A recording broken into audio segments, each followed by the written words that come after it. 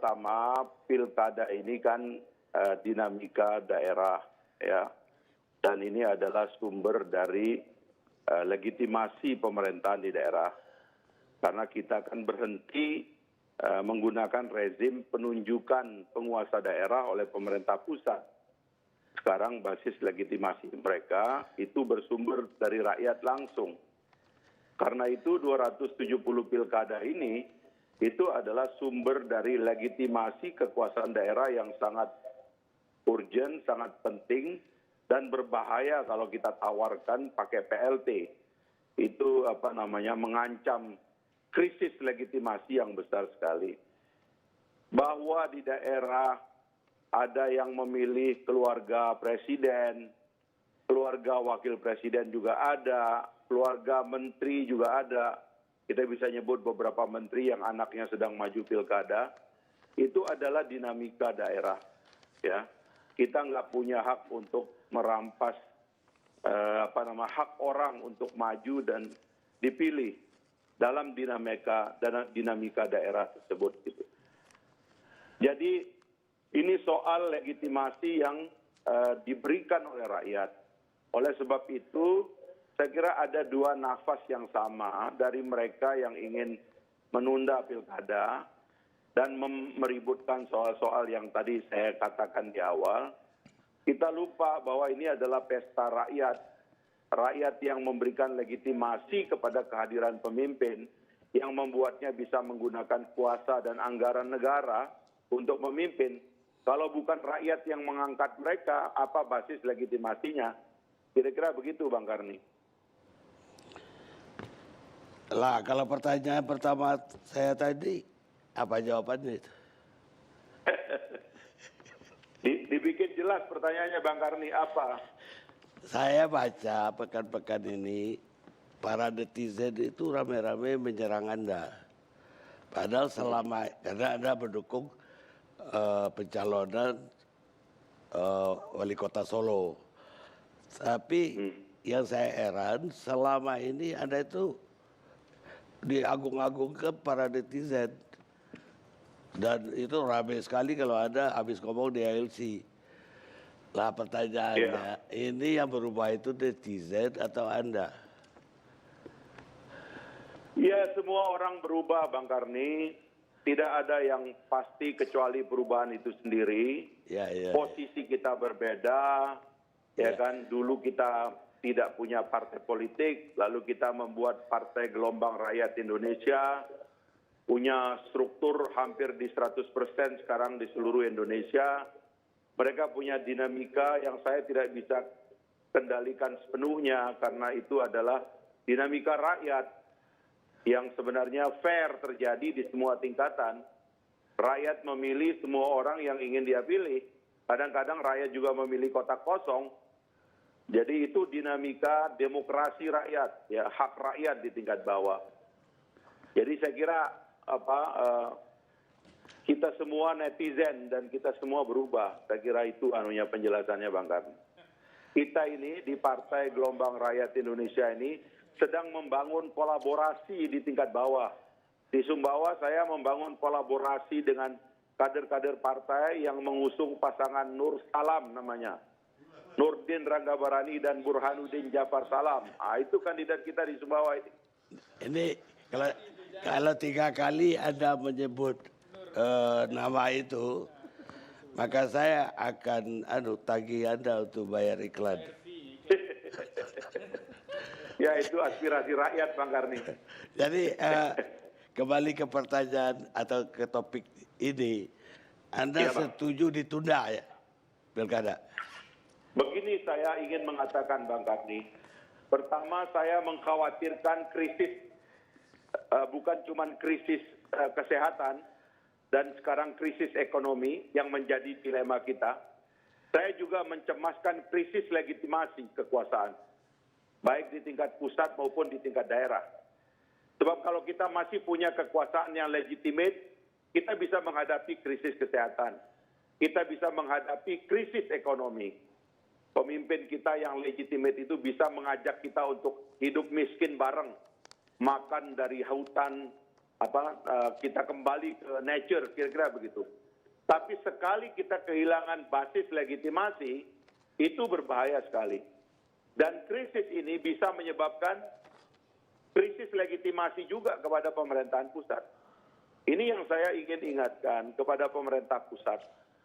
Kabinet ini dibentuk bukan untuk menghadapi krisis. Kabinet ini dibentuk untuk pesta. Tidak sadar bahwa di depan matanya ada krisis besar. Itu sebabnya Pak Jokowi sekarang harus memimpin war cabinet, kabinet perang. Dia harus mengumumkan bahwa ini situasi spesial. Kita sedang menghadapi masalah-masalah yang kita tidak pernah hadapi, baik sebagai bangsa maupun sebagai umat manusia. Dan karena itu, protokol-protokolnya tidak saja protokol COVID, tetapi protokol krisis secara umum. Nah, ini yang saya tidak lihat, mohon maaf saja, misalnya cara nanganin COVID dari gugus tugas, muncul Satgas, lalu kemudian memberikan kewenangan kepada Pak Luhut, itu sebenarnya menjelaskan bahwa ini tidak ada rencana, tidak ada sesuatu yang solid, atau sesuatu yang mungkin salah dari awal. Juga demikian juga tentang cara kita menghadapi krisis ekonomi. Sekarang Menteri Keuangan sudah mengumumkan kita sudah masuk resesi. Yang diperlukan itu bukan ide-ide sektoral, tapi kesadaran dasar bahwa kita semua ini sedang dalam bencana besar yang dihadapi oleh umat manusia. Jangankan kita mau berkontribusi kepada kemanusiaan, menyelesaikan masalah kita sendiri aja kita nggak sanggup. Lalu kemudian mau narik ke belakang, ya, menghentikan transfer legitimasi yang akan habis pada bulan Januari nanti, yang apabila 270 daerah ini legitimasinya hilang, chaos akan terjadi di daerah. PLT tidak bisa menangani krisis. PLT tidak diberikan kewenangan keuangan yang besar karena dia selected official, bukan elected official. Nah, ini yang menurut saya harus menjadi basis kesadarannya. Tapi nggak bisa kita ingkrit ini, pilkada kita tarik lagi yuk. Nanti kita akan bilang pasar tradisional jangan ada lagi, tidak boleh ada kegiatan ekonomi lagi. Sama aja, nggak ada kegiatan ekonomi orang mati, orang ceroboh orang mati. Karena bottom line-nya adalah kematian, maka kesadarannya adalah kita sedang menghadapi krisis. Krisis besar memerlukan persatuan, memerlukan kebersamaan.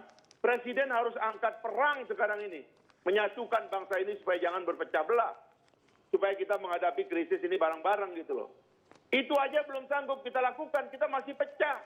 Hari ini masih cebong kampret, masih saling fitnah kiri kanan, saling maki. Nggak ada persatuan, padahal ini lagi krisis. Dari kampung ini saya mengucapkan tolong itu, ya, rubah mindset pemerintahan pusat. Ini krisis besar, jangan main-main. Baik, Itu Bang Karni. Baik, Bu Bari. Saya sekarang. Terima kasih, Bang. Sekarang udah Kalau paham. enggak nanti saya kampanye lagi nih. Saya sekarang udah paham kenapa musim berganti, angin berubah. Terima kasih sekali lagi. Terima kasih, Bang. Assalamualaikum. Bisa tukar posisi. Sekarang Pak Edri Satrio. 2 menit lagi dibiarkan, bakar lagi. Bismillahirrahmanirrahim. Assalamualaikum warahmatullahi wabarakatuh. Terima kasih Bang Karni. Rame juga tadi tuh Bang Fahri. Kan sebetulnya saya tuh dari tadi nahan untuk bertanya. Misalnya kayak Mas Ilham tadi ya, santai aja dia bicara. Mungkin lupa bahwa 2 komisionernya juga kena COVID gitu kan. Jadi seolah-olah nggak ada COVID juga di KPU itu. 3 ya, 3 bahkan. Nah itu harusnya dia ingat. Kemudian nggak usah jauh-jauh lah. Dia tanya kesiapan panitia TPS misalnya. Itu nggak usah jauh-jauh, di Tangerang Selatan sahabat saya aja bilang dia nggak mau lagi jadi petugas TPS. Padahal setiap kali pemilu dia pasti jadi anggota TPS. Nah itu kan juga problem juga tuh. Mestinya KPU lihat juga hal-hal teknis seperti itu. Nah ini kan pertanyaannya lanjut atau tidak. Kalau saya tambah satu lagi Bang Karni, ini harusnya ada yang tengah-tengah, lanjut sebagian. Tapi kalau kita bicara lanjut sebagian dan ditunda, kita mulai dari yang ditunda dulu misalnya. Kenapa harus ditunda? Survei lembaga kedai kopi, lembaga survei saya itu baru saja melaunching mengatakan bahwa 75% sebetulnya responden itu memilih kesehatan, 75%. 25%-nya ekonomi, jadi enggak kita hilangkan bahwa ada orang yang peduli tentang kesehatan, tentang ekonomi. Jadi kalau 75% ini peduli tentang kesehatan, kemungkinan besar masyarakat juga menginginkan bahwa pilkada itu ditunda. Jadi kalau kemudian Bang Karni bikin polling 90-an% ditunda, ya mungkin ini ada korelasinya dengan survei 34 provinsi kedai kopi. Nah, tapi kalau kemudian ditunda, bagaimana dengan masyarakat yang ada di 270 daerah tadi? Mereka kan menunggu pasti momentum penggantian pemerintahan atau momentum penggantian kepala daerah yang hanya bisa mereka rasakan 5 tahun sekali. Nah itu kan harus dipertimbangkan juga penundaan itu. Mungkin buat kita-kita yang ada di Jakarta yang sudah selesai pilkadanya mudah saja bilang tunda. Ya, tapi mungkin juga ada beberapa masyarakat di daerah-daerah itu yang pengen banget ini harus diganti. Jadi kalau ditunda lagi nanti kami gimana gitu kan. Nah makanya saya berikan solusi kedua, bagaimana kalau lanjut sebagian. Kalau tadi banyak sekali masukan penundaan karena kemanusiaan, keinginan untuk lebih sehat, takut COVID menyebar. Lanjut sebagian ini bisa dilakukan hanya untuk daerah-daerah yang kurva penyebaran COVID-nya menurun atau angka COVID-nya kecil. Jadi kalau kemudian Kemenkes menggunakan warna, ya mungkin ini sudah mulai hijau, baru dia bisa melakukan pilkada langsung. Nah yang sisanya gimana? Diberikan toleransi mungkin penyelenggaraannya hingga kurva COVID turun. Jadi harusnya ada solusi lanjut sebagian, mungkin ini masukan buat teman-teman di bapak-bapak yang terhormat di Komisi 2 DPR dan KPU. Jadi jangan saklek hitam putih, tapi coba juga dilihat beberapa daerah mungkin kurvanya menurun ya, silahkan saja. Dari 270 masa iya nggak ada yang COVID-nya turun, mudah-mudahan banyak yang turun. Nah pilihan ketiganya kan tetap lanjut gitu. Nah kalau tetap lanjut saya kasih 3 opsi.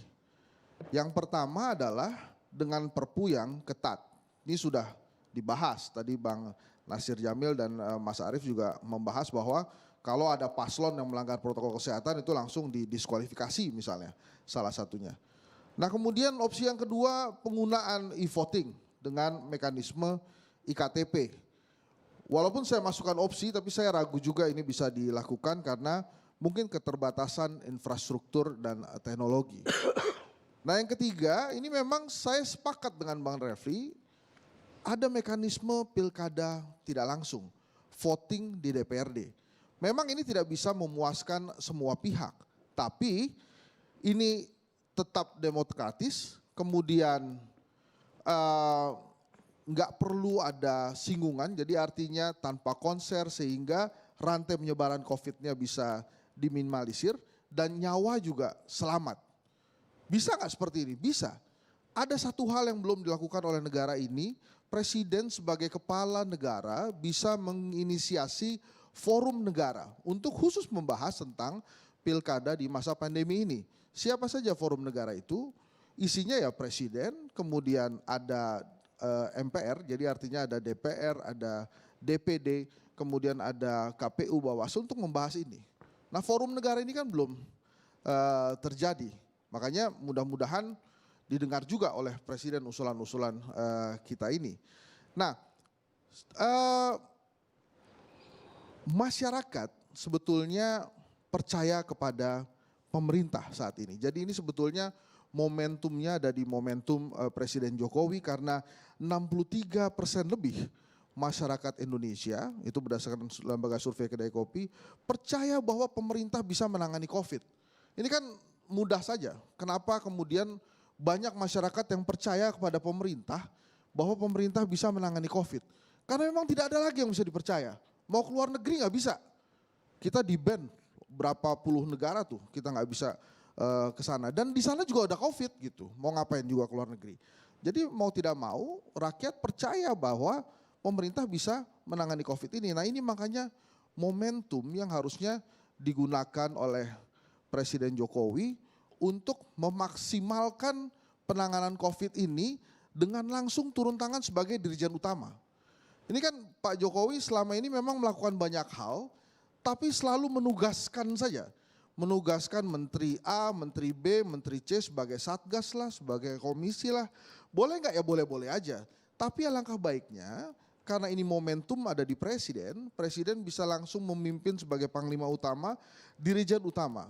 Kenapa saya usulkan demikian? Karena kalau ada komisi maupun satgas, ini pasti ada unggah-ungguh birokrasi. Erlangga nggak bisa langsung mungkin perintahkan Erick Thohir atau kemudian sekeren-kerennya Menteri LBP misalnya atau persepsi kuat terhadap Menteri LBP dia tetap bukan presiden. Jadi dia tidak bisa juga meminta menteri-menteri lain untuk bekerja seperti yang dia mau. Maka presiden dengan momentum ini dia harus ambil peran sebagai dirjen utama. Nah, sekarang presiden sudah banyak mendengar masukan, termasuk dari NU dan Muhammadiyah. Kalau kemudian tetap dijalankan pilkadanya, ya saya nggak tahu nanti NU dan Muhammadiyah itu gimana. Tadi kan kita nggak sempat tanya tuh sama NU dan Muhammadiyah. Kalau kekeh pemerintah jalankan, kalian gimana? Tetap mendukung pemerintah atau tidak? Mudah-mudahan tetap mendukung pemerintah. Tapi dengan momentum yang ada, saya rasa Presiden Jokowi ambil saja langkah. Semuanya saya yakin akan aman-aman aja. Tapi yang paling penting adalah sekarang Presiden Jokowi itu mau dicatat sejarah sebagai presiden yang bagaimana dalam COVID ini. Kan sebetulnya itu yang penting.